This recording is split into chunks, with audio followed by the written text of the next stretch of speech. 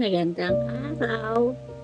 Ang atin pong topic ngayon, um, the cries of the unborn babies hurt the mystical wounds of my sacred heart. Ayun po, ito ang ating Panginoong Jesus. Ito po, in our novena prayer with Mass and Adoration, I saw, ito po si Barnabas. Nakita niya nagpakita ang ating Panginoong Jesus. In our novena prayer with Mass and Adoration, I saw in a cloud the vision of our crucified Lord. Blood flowed out from the numerous wounds on his sacred body. In the cloud were also numerous little children. They prayed to the agonizing Jesus Christ on the cross to save them. They said, "O merciful Father, may you save us by the precious blood. May the time come soon when you will reward the world." So ito po, habang nag-novena prayer si Barnabas with Mass and Adoration, nagpakita sa kanya ang vision ng ating Panginoong Jesus, crucified Lord Jesus Christ. Ayun po, ang blood flowed out from the sacred wounds at maraming mga maliliit na bata at nagsusumamo sa ating Panginoong Jesus, agonizing Jesus Christ, na, "O merciful Father, may you save us by the precious blood." Iligtas mo kami sa iyong precious blood. Sana dumating na ang araw, may the time soon, na you will reward the world. Ayun, as we were praying, the precious blood and water flowed out from the sacred side of our Lord Jesus Christ and covered them. They rejoiced and praised the living God. Immediately, the vision passed, and the cloud shook. The holy face appeared. Ayun po. So, ayun nga. Tapos, ang pakita ang ating Panginoong Jesus with little children at nagsumamo sa ating Panginoong Jesus. At habang sila nananalangin, ang blood and water flowed out sa sacred side ng ating Panginoong Jesus. At iyon, at sila ay kinover sila at sila ay nag-rejoice at sila ay naging masaya. So, ayun po. Tapos, the cloud shook at nagpakita ang holy face. My children, the wrath of the eternal Father is increasing. His anger increases because of the sins of the world. The world is full of sin. Adultery and fornication rule the world.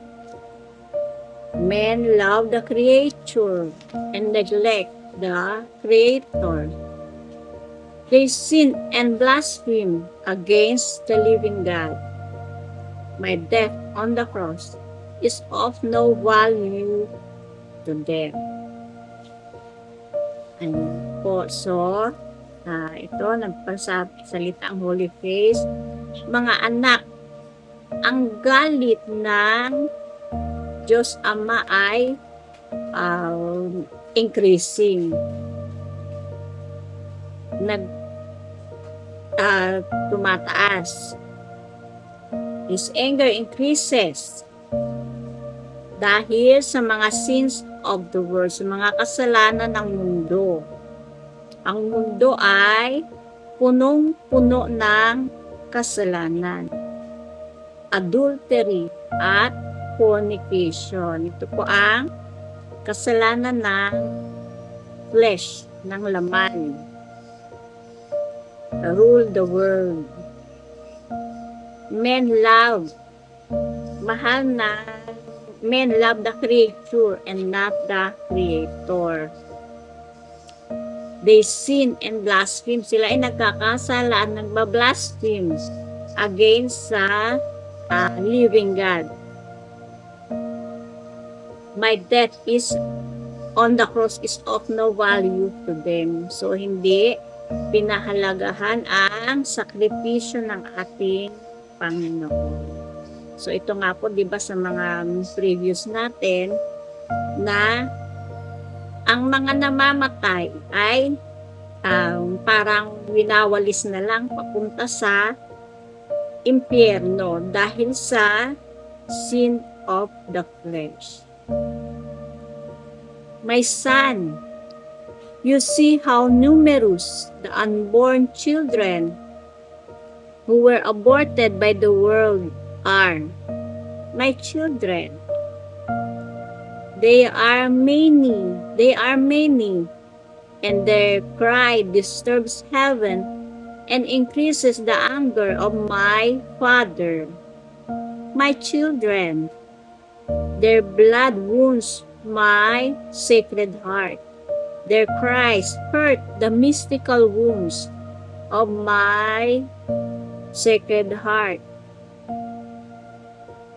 Warn my people, my loving children, to stop sin. My people love me and stop sin.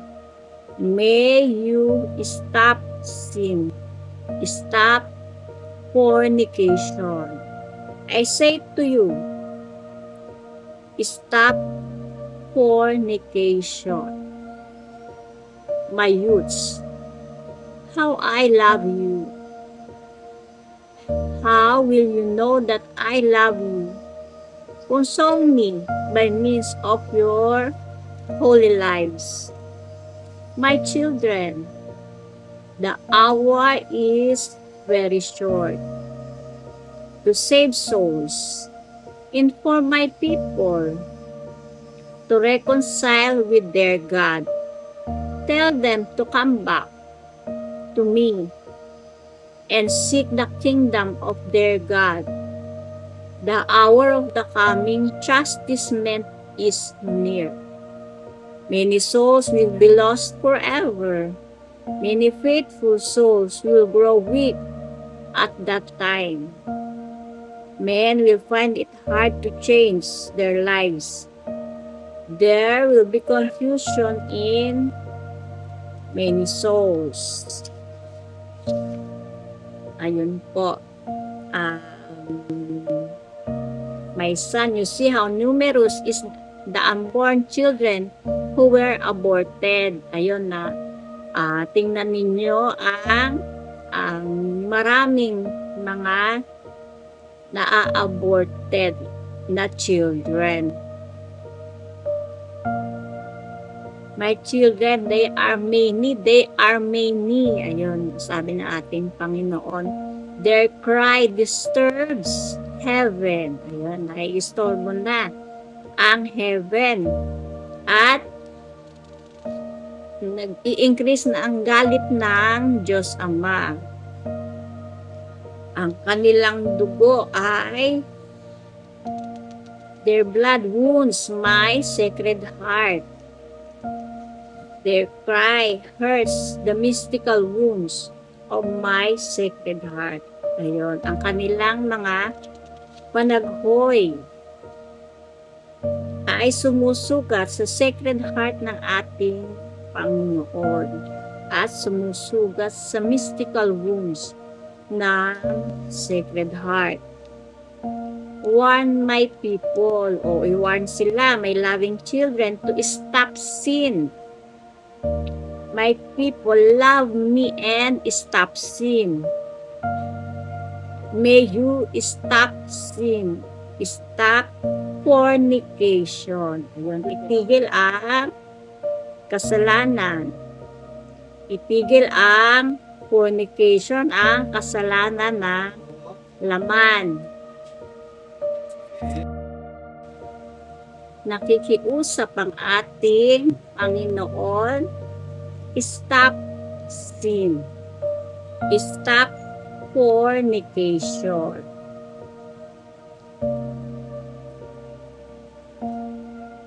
I say to you, stop fornication. So, ilang beses mo niya sinasabi, stop sin. Itigil ang kasalanan. Itigil ang fornication.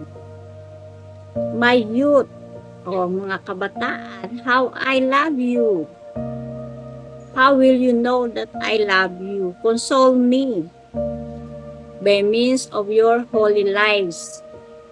So, ano pang ibig sabihin ng ating Panginoon? Tayo, i-console natin ang ating Panginoon ng ating holy lives, ng ating buhay, at isang banal na buhay. Tayo ay hinihingi niya bilang living sacrifice ang pagsasakripisyo at pananalangin para dito sa mga aborted children. My children, the hour is very short to save souls. Ayun, kakaunti na ang oras. Inform my people to reconcile with their God. Ang nakipag-ayos na sa Panginoon. Tell them to come back to me and seek the kingdom of their God. Ayun po. So, sabihan sila na magsisi na at to come back.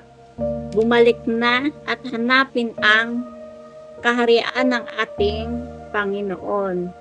The hour of the coming chastisement is near. Ayun po, malapit na ang oras ng chastisement. Many souls will be lost forever. Many faithful souls will grow weak at this time. Maraming kaluluwa ang will be lost forever. Ang maiimpyerno. Maraming faithful ang mga faithful souls na yun will grow weak at that time sa coming chastisement. Marami ang mahihinaan ng loob at souls will find it hard to change. So, kung ikaw ay nabubuhay sa kasalanan, ay they will find hard na mahirap magbago.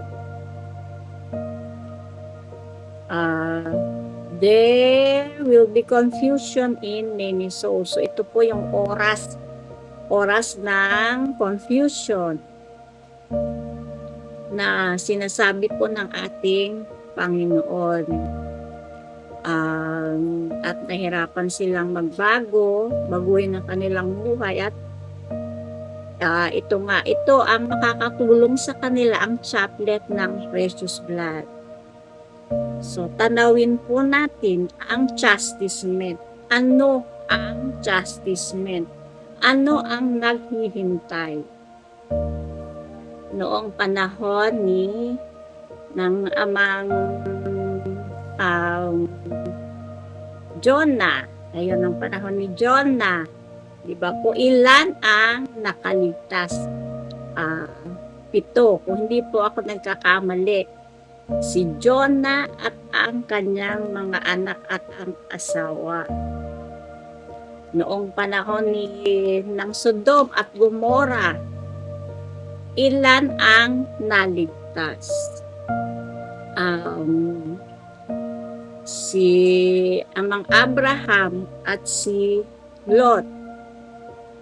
Ayun po. So, ilan silang nakaligtas sa Sodoma at Gomora. Tanawin natin, ano ang naghihintay sa atin sa coming justice day. Kung hindi tayo magbabago at hindi iiwanan ang kasalanan.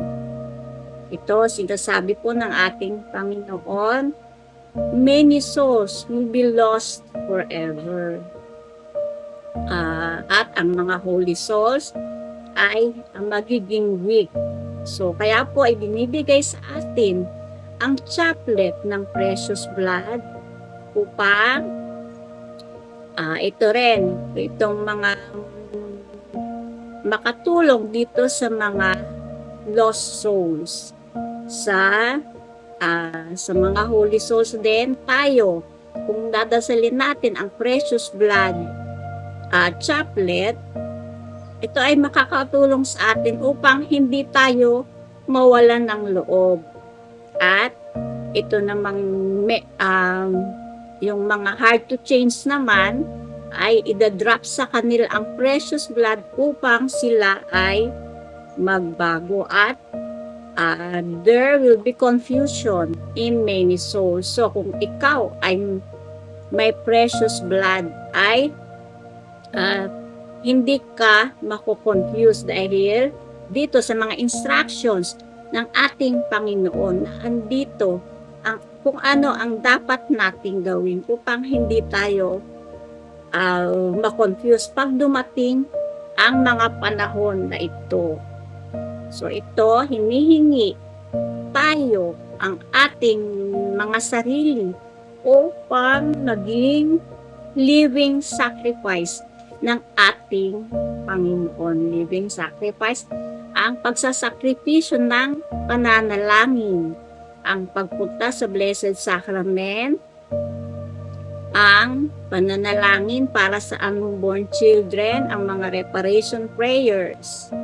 Ayon, upang bukod sa ating sarili ay makatulong sa mga tao, sa mga sinners dito. Ito ang ibinibigay sa atin ng ating Panginoon, ang chaplet ng precious blood, ang banal na dugo ng ating Panginoon. So ito nga, paano natin gagamitin, di ba? Ibinibigay ng ating Panginoon.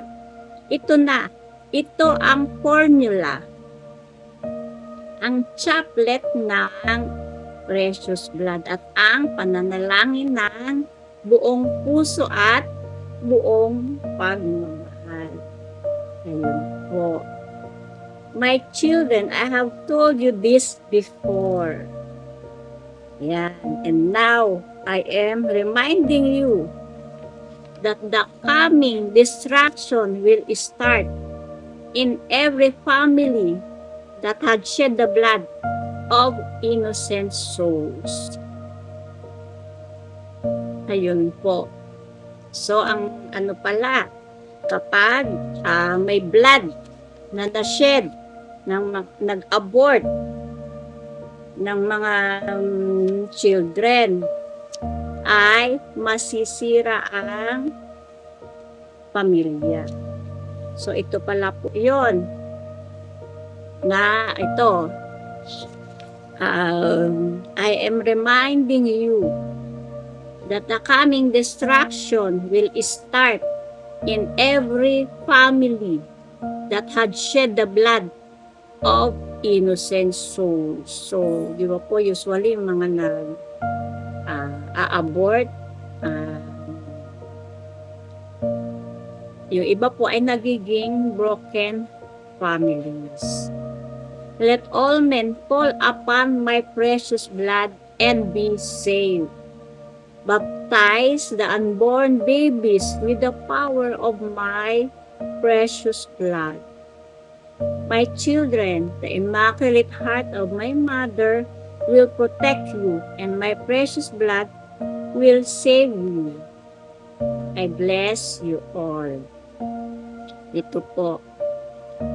My precious blood will save you. baptize the unborn babies with the power of my precious blood. Ayun. Bautismuhan ang unborn babies sa power ng dugo ng ating Panginoong Jesus. My children, the Immaculate Heart of my mother will protect you, and my precious blood will save you. I bless you also. Ito po, ang Christ of unborn babies that hurts the mystical wounds of the Sacred Heart. So ito po, ang pagbibinyag sa mga aborted babies ng precious blood ng ating Panginoong Jesus. Ayun, at ang Immaculate Heart, puprotektahan tayo ng Immaculate Heart at isa-save tayo ng precious blood. Ito po ang pakiusap ng ating Panginoon. Ang pagdadasal ng chaplet ng precious blood. At ayun nga po, na kung ang tao, ang sapat na bilang ng tao ay magdadasal ng chaplet ng precious blood, ay may a-avoid ang chastisement, ang incoming chastisement. Ayun. Ayun po ang ating topic. Marami pong salamat. God bless.